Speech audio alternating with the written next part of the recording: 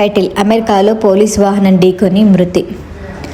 అమెరికాలో జరిగిన హృదయ విదారక రోడ్డు ప్రమాద ఘటనలో మృతి చెందిన భారతీయ విద్యార్థి జాహ్నవి కందుల కుటుంబానికి భారీ పరిహారం లభించింది.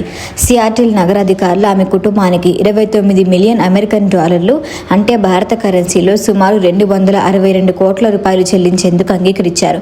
జాహ్నవి కందుల అమెరికాలోని నదర్ ఈస్టర్న్ యూనివర్సిటీ సియాటిల్ క్యాంపస్లో ఇన్ఫర్మేషన్ సిస్టమ్స్లో మాస్టర్స్ డిగ్రీ చదువుతుంది.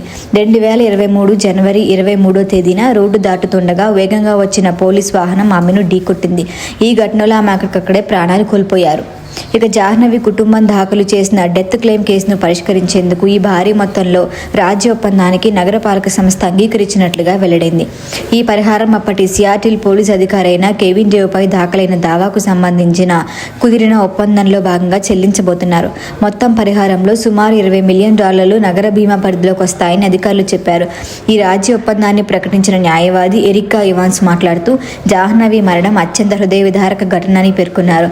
ఈ ఆర్థిక పరిహారం ఆమె కుటుంబానికి కొంతమేర ఊరటిస్తుందని కూడా ఆశాభావాన్ని వ్యక్తం చేశారు. ఇది అధిక ప్రాధాన్యం కలిగిన ఈ ఓవర్ డోస్ కాల్కు సంబంధించి కెవిన్ డేవ్ తన పోలీస్ వాహనాన్ని గంటకు 25 మైళ్ల వేగ పరిమితి ఉన్న జోన్లో దాదాపు 1:74 మైళ్ల వేగంతో నడిపినట్టు దర్యాప్తులో వెల్లడైంది. వాహనానికి ఎమర్జెన్సీ లైట్లు ఆన్లో ఉండగా మధ్య మధ్యలో సైరన్ కూడా మోగుతున్నట్లు అధికారులు తెలిపారు. డాష్ క్యామ్ ఫుటేజ్ ప్రకారం జాహ్నవి రోడ్డు దాటేందుకు ప్రయత్నించిన క్షణాల్లోనే అత్యంత వేగంతో వచ్చి పోలీసు వాహనం ఢీకొట్టింది. ఆ ఢీ ప్రభావంతో తీవ్రంగా ఉండటంతో జాహ్నవి గాల్లోకి 100 అడుగులకి పైగా దూరం ఎగిరినట్లుగా రికార్డుల్లో పేర్కొన్నారు. ఇక ఈ ఘటనపై విచారణ జరిపిన ప్రాసిక్యూటర్ కార్యాలయం 2024 ఫిబ్రవరిలో కెవిన్ డేవ్పై క్రిమినల్ కేసు నమోదు చేయడానికి నిరాకరించింది. నేర ఉద్దేశాన్ని నిరూపించేంత ఆధారాలు లేవని పేర్కొంది.